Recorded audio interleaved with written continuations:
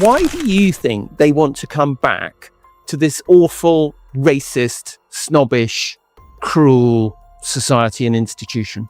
Well, I think you can summarize it in two words: desperation and failure. I think that they're running out of money. I mean, I've conservatively put their annual expenditure at $3 million.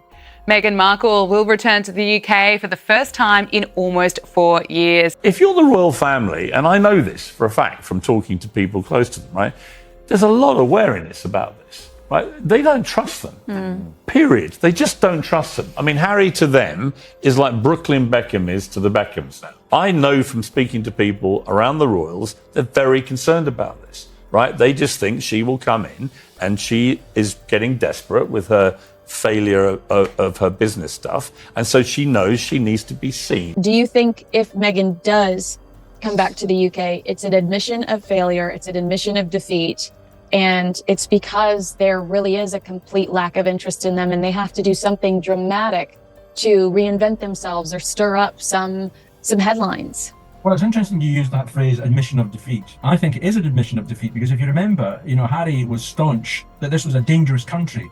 No, apparently People magazine report that Miss Markle will not return to Britain, and Britain sighs a massive sigh of relief. Yes, I know, how terrible, Rita. How will we ever sleep at night? Before getting into the latest claims, it's worth pointing out just how surprising this story has become. For years, Meghan Markle was widely reported as having little interest in returning to the United Kingdom on a permanent basis. That's why fresh comments from royal biographer Tom Bower have sparked another wave of discussion, with many people wondering whether circumstances may have changed behind the scenes. While these are still his personal views and not confirmed facts, his explanation has certainly caught plenty of attention. They have reached a sort of a headwind. They run out of ideas. They can't do any more work for Netflix or Spotify or any of the main streamers, and their finances are basically in jeopardy over the long term. Prince Harry and Meghan have hit back at controversial biographer Tom Bower over his new book, which says Prince Harry was brainwashed by his wife. The Sussexes say it's conspiracy and melodrama. Tom Bower has spent years writing about the royal family, including Prince Harry and Meghan Markle. His books and public interviews have often generated debate because of the claims he makes, and not everyone agrees with his conclusions. This time, though, he isn't promoting a new book. Instead, he's sharing what he believes could be one of the biggest reasons Meghan may be considering spending more time in Britain again, despite earlier reports suggesting she wanted to leave that chapter of her life behind. Meghan and Harry still have a long way to go before they completely self-destruct. And the process is fascinating, and that's why I wrote the second book, because what had happened in the previous 3 or 4 years was so extraordinary. And now, I think that their whole operation, which is now poorly financed because they're not earning real money anymore, is survival. They are desperate to make sure they don't go under, and finding ways in which they can somehow prove still relevant. That naturally raises one big question. If stepping away from royal life was supposed to offer more freedom and more opportunities, why would there now be renewed speculation about returning? According to Bower, the answer comes down to expectations versus reality. In his view, both Harry and Meghan believed that leaving official royal duties would allow them to build an independent global brand without many of the limits that came with palace life. And Meghan is someone who is desperate for fame. She's desperate for recognition. She's desperate for money, of course, and status. And it just seems to her that a visit to the royal family in Britain would give her or restore to her the credibility. They still held their Duke and Duchess of Sussex titles, and many observers believe those titles would continue attracting major business opportunities for years to come. At the beginning, that prediction appeared to make sense. They signed high-profile agreements with companies like Netflix and Spotify, while several other projects and partnerships were announced or discussed publicly. However, Bower argues that the long-term picture has looked very different from what many expected. They are at the moment facing a real crisis. Meghan and Harry's crisis, completely of their own making, is they have no major projects, no major money earners. And so they're more desperate than ever. And I think that they don't know what to do other than to try and come back to Britain and rebuild themselves as some sort of members of the royal family. Over time, some of those business relationships came to an end, while others reportedly produced less momentum than originally anticipated. The Spotify partnership concluded, questions have continued to surround future Netflix projects, and several ventures that were expected to strengthen their independent brand have received mixed reactions from the public and commentators alike. According to Bauer's assessment, those developments may have changed the financial outlook far more than people realise.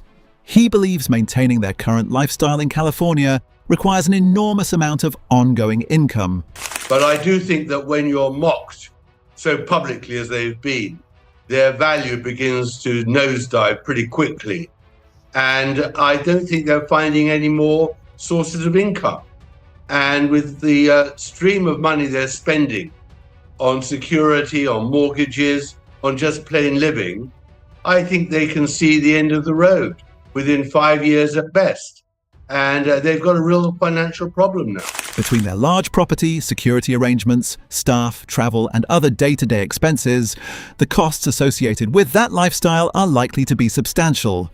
While neither Harry nor Meghan has publicly suggested they are facing financial problems, Bauer believes the pressure to maintain consistent revenue could be much greater than many assume. From his perspective, that's where the conversation about Britain starts to make more sense. He argues that the royal connection still carries significant value, not only because of public interest, but also because of the prestige attached to it. In Bauer's opinion, reconnecting with the UK in some way could help strengthen their public profile at a time when some of the opportunities they once relied on appear less certain than they did a few years ago.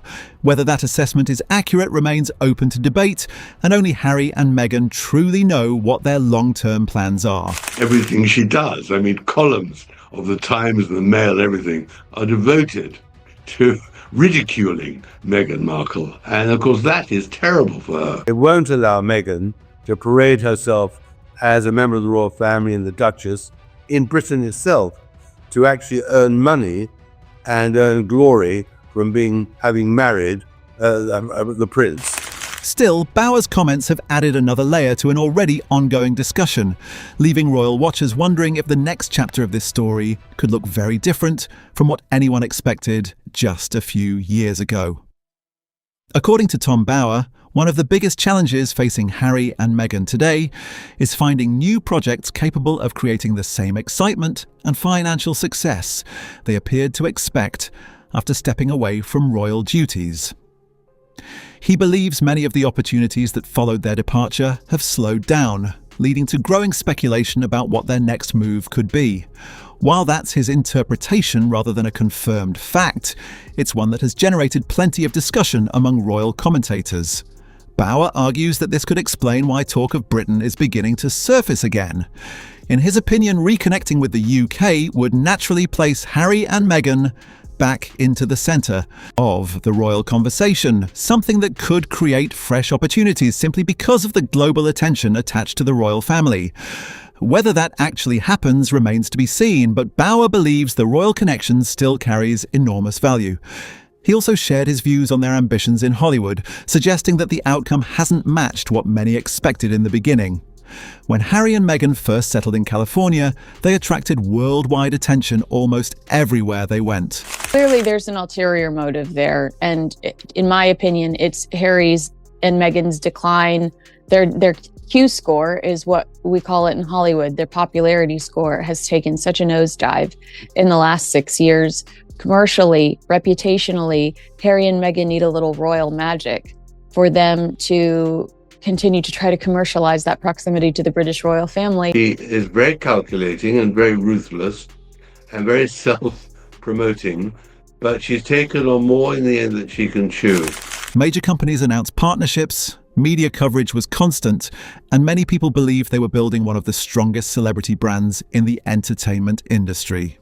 For a period, everything appeared to be moving in that direction. Every new announcement generated headlines, and there was widespread curiosity about what they would do next. However, Bauer believes that momentum gradually became harder to maintain. In his assessment, several business ventures received mixed public reactions. Some partnerships came to an end sooner than expected, and certain projects didn't create the lasting impact many had predicted. According to Bauer, that shift may have changed how Harry and Meghan now view their future. He believes they originally hoped complete independence would allow them to build lasting influence without relying on royal connections.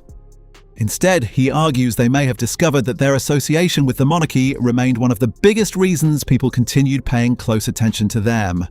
From Bauer's perspective, that's why renewed interest in Britain could be more than just a personal decision. He believes returning would immediately place Meghan back into one of the world's most closely followed royal stories, generating widespread media coverage and putting her name back into daily headlines. In his opinion, that level of attention could help renew public interest at a time when the spotlight may not be as strong as it once was. It's a mechanism for stripping them of their titles. Why should they be allowed to march around the world with unofficial royal visits, making tons of money for themselves in the process without doing any royal duty whatsoever? Why should they? Totally right. It's absolutely outrageous. And also, why should they have the titles, the children as well, Prince and Princess? It's a load of old nonsense. The Duke and Duchess of Sussex. I thought they weren't going to use their titles, They're not children. supposed to use the titles. That's what they agreed. Oh, she'll be using all the titles. That's what they agreed. But the fact is that they're going to come here. It's going to be turned into a circus. No matter what anybody says, it will be the big moment. The king has had a gun held to his head. Effectively, they've said, we're coming over. All the leaks have come out to say they're coming over with the kids. Therefore, what does he do? He says, OK, you can use the palace if you give enough notice. But ultimately, how long will he spend with them? No more than half an hour if it happens. Will Camilla be there? Absolutely not. Will William be there? Absolutely not. Will they meet their cousins? No, they won't. So how much has been repaired here? Nothing. Will there be... Bauer also suggests that timing plays an important role. He believes any visit connected to Britain would naturally become an international news story because of the continued fascination surrounding the royal family. Whether the purpose was personal, charitable, or professional, he argues the attention alone could reshape public conversations and create new opportunities that simply aren't available elsewhere. Another point Bauer raises is public image. He believes Meghan has faced several difficult moments in recent years that, in his opinion, have affected how some audiences view her. Because of that, he suggests reconnecting with Britain could also represent an opportunity to reshape that narrative. Of course, not everyone agrees with his assessment, and opinions remain deeply divided depending on which royal commentator you follow. Even so, Bauer questions whether rebuilding that image would be easy after everything that has happened over the past few years. Regardless of whether his predictions turn out to be accurate, his comments have once again sparked debate about what Harry and Meghan's long-term plans might actually be, and whether a stronger connection to Britain could eventually become part of that future. Are we really in a situation where, after everything they've said about the royal family and everything they've felt about their royal life, we're going to be seeing them doing the royal wave at hospitals? I mean, what's your understanding of what this trip's going to be? Well, you could not possibly have imagined a scenario like that just 2 years ago. But as I say, in the last 12 months, there have been some key movements in that direction. The mood music has changed so dramatically. And it does seem to be, from Harry's perspective, it's very obvious. He has publicly said it. He wants reconciliation. He misses his home country. He wants to spend time with his wider family. That, of course, also includes the Spencers. So I think that however that can be made possible, which I think there is a scenario where Harry comes back in some way and spends a bit more of a permanent amount of time here, however that looks, I think this is all possible at this point. I think that there have been movements in that direction. How that all fits with the kids and Meghan, I'm not sure, but I think this is just the next logical step for him to actually be able to bring the kids back. Yeah, but maybe the word sorry should come. Before getting into the final part of Tom Bauer's argument, it's important to remember that these are his opinions and interpretations of the situation, not confirmed facts. Still, his latest comments have fueled even more debate about what a possible return to Britain could actually look like and what the motivations behind it might be. According to Bauer, one possible way Harry and Meghan could improve public perception would be by focusing on family life alongside Prince Harry's ongoing commitment to the Invictus Games. He believes that presenting themselves as a close family while continuing to support charitable causes could help create a more positive public image. In his view, that combination could encourage people to focus less on past controversies and more on the work they continue to do. Even so, Bauer doesn't believe the path would be straightforward. He argues that tensions within the royal family remain a major obstacle. Not just because of them, but because of the opinion of the Prince and Princess of Wales, William and Kate. They're against it. They've been hugely damaged by the Sussexes. They're in no mood to forgive the Sussexes for all the lies they spewed out about them. Do you think Harry is going to get the Rybeck agreement for protection he wants from? This is the committee that decides whether his life is at risk, and therefore he and Meghan, as he demanded, should have armed protection throughout. Reports over the past few years have repeatedly suggested that Prince Harry's relationship with Prince William is still under strain, and Bauer believes those differences have not been fully resolved. If that's the case, he questions whether closer family interactions would realistically happen anytime soon. He also points out that while King Charles has often been described by commentators as someone who may be more open to reconciliation, repairing relationships across the wider family would likely be much more complicated. In Bauer's opinion, rebuilding trust after several years of public disagreements would take far more than a single visit or public appearance. That leads to what Bauer considers the biggest point of all. He argues that if Meghan were to spend more time in the United Kingdom again, the decision would be driven less by emotion and more by practical considerations. According to his assessment, issues such as security, maintaining public visibility, and creating future opportunities could all play a significant role. Whether or not that interpretation is accurate is open to debate, but Bauer believes those factors deserve just as much attention as the family story itself. He also suggests that reconnecting with Britain could naturally place Harry and Meghan back into one of the world's most closely followed royal narratives. From his perspective, that renewed attention could increase media coverage, strengthen public interest, and potentially create opportunities that are harder to generate elsewhere. I think that they're running out of money. I mean, I've conservatively put their annual expenditure at $3 million, but for that they'd have to earn $4 or $5 million. And it's they're running out of money because they run out of people to interest to buy their story, and that's why I think in the end they'll be desperate to come back to Britain to revalidate and reconcile with the royal family, which in the end will be the only way they might be able to save themselves. But I think that's a remote possibility. Like Meghan would use the children as a human shield, because who's going to boo children? Unfortunately, we saw an idiot booing children at King Charles's birthday parade, and we saw Catherine's death stare at them when they booed the royal family as they passed. But the strategy that Meghan might be using the children as a human shield so people won't boo her or yell at her in public. Supporters of this view argue that the royal connection still carries worldwide recognition, while critics believe the couple has already established an independent path. As with much of this story, opinions remain divided.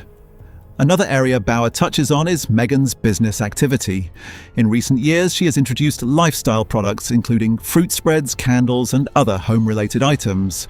Like many consumer brands, their success depends heavily on public awareness and continued interest. Bauer believes that increased media attention surrounding a return to Britain could also bring additional attention to those products. More headlines often lead to greater visibility, and greater visibility can sometimes translate into stronger commercial interest, although there is no guarantee that would happen.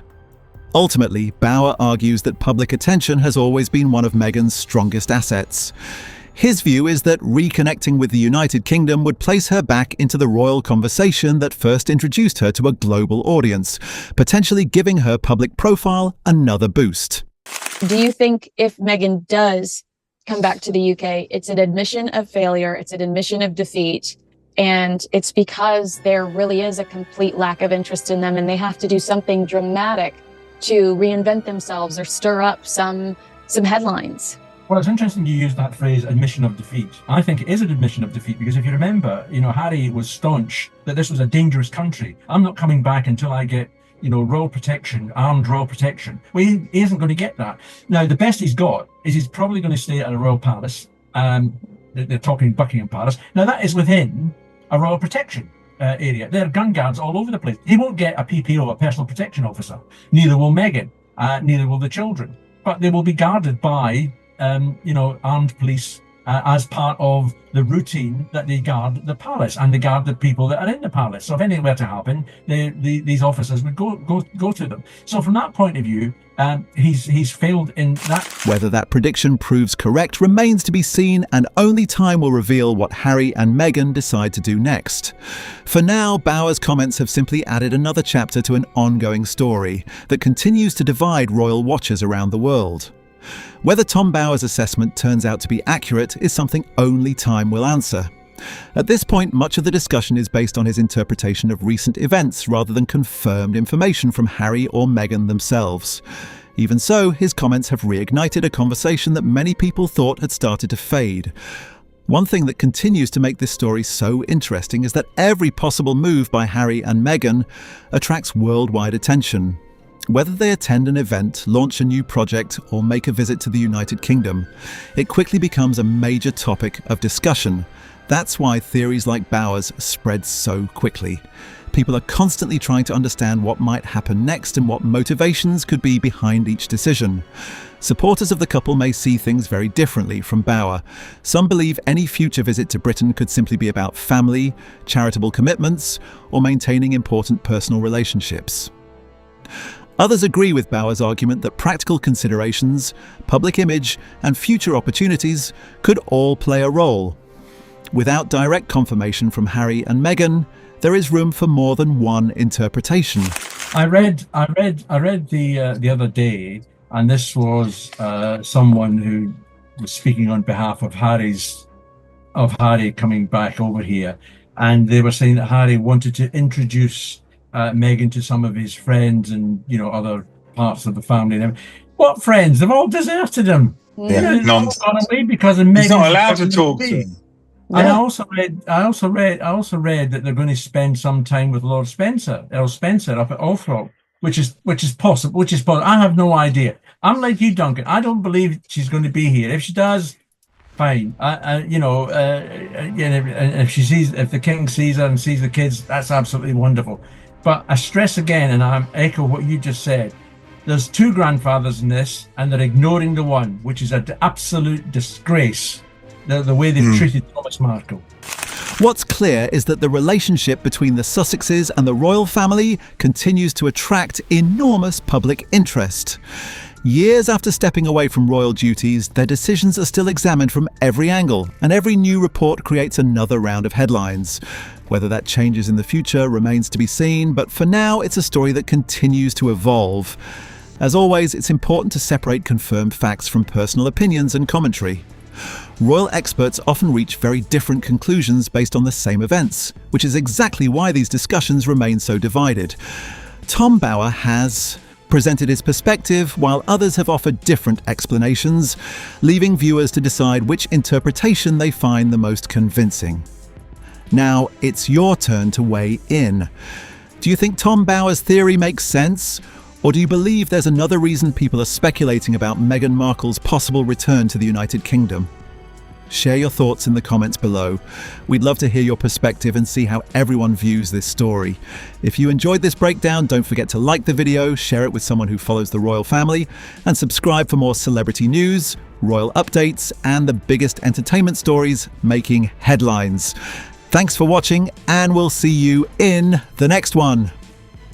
Before you go, check out the video that's now appearing on your screen for even more celebrity drama and behind-the-scenes stories you won't want to miss.